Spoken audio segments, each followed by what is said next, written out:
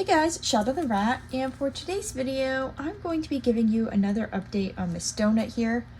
For anyone who doesn't know, Donut has a pituitary gland tumor, which is a type of brain tumor. It's the most common type of brain tumor in rats, and she's currently on 3 medications for it.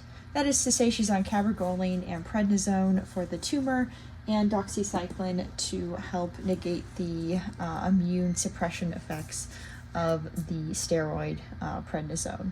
So, all in all, Donut is doing very well. I mentioned in my last update video that she had lost a little weight, and she has now regained most of that. She's about 5 grams off where she was before. She's still kind of on the smaller side, at least for her, but I'm not too worried about it because she has gained weight and she's not having any trouble eating, so all good signs. And really, all in all, she is doing super well. I mean, as you can see, she can move around, she can pick up the ball and bring it back. She has no problems with any sort of motion or just really any activity. She's just doing normal. And yeah, it's just really nice to see her do so well because, like I said in my prior videos, I've never had a rat with a pituitary gland tumor respond so well to medications.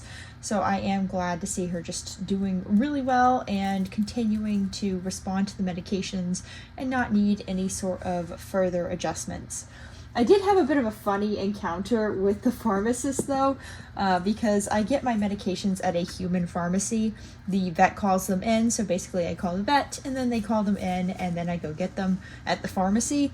So last time I was at the pharmacy, there was a pharmacist there who I don't think had compounded medications for small animals before, because when he saw that the dose she would be getting daily was 0.08 milliliters, which is like a really tiny amount, he was just kind of flabbergasted, and he was basically telling me that he didn't even have syringes that could show that number accurately. And I just thought that was kind of funny because I've had rats and other small rodents for so long at this point that giving them like small doses of medication like that is just the norm for me. But looking at it from the human perspective of, you know, that's a very small amount for us, I think it's understandable that he was a little confused about why we were asking for such a small amount. And he actually offered to compound it so that we would be giving her a larger amount that would be easier to see on like a 1 milliliter syringe.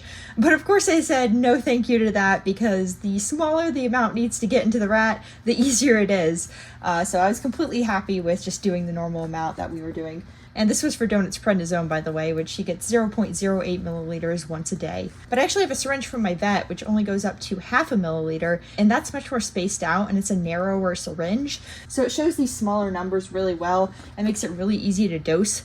And that syringe is something that I'm not really sure where you could get. You can really find it online. I got it from my vet. But anyways, it makes it really easy to dose these smaller amounts, although I don't think dosing 0.08 milliliters is too hard in the syringe. It's just right below the 0.1 milliliter mark. Anyways, I just thought that was kind of funny because, well, it's true. Looking at it from an outside perspective, if you don't have rodents or other small pets, some parts of medicating them does seem a little bit strange just because they are so small.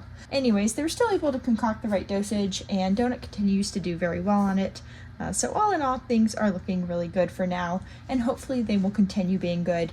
It's been, I'm going to say, about 11 weeks at this point since Donut started her treatment, or since her symptoms started popping up. I'd have to look at my calendar to see for sure, but we're getting closer to that 3-month mark, so it's just good to see her continue to do so well.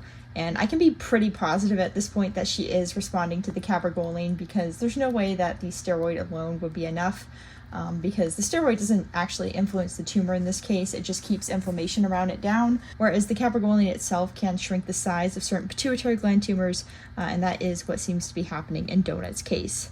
So yeah, overall, very good news, and she continues to do really well, and just, there's really nothing new to report, which is actually a really good thing in this case. No news is definitely good news when it comes to this sort of issue.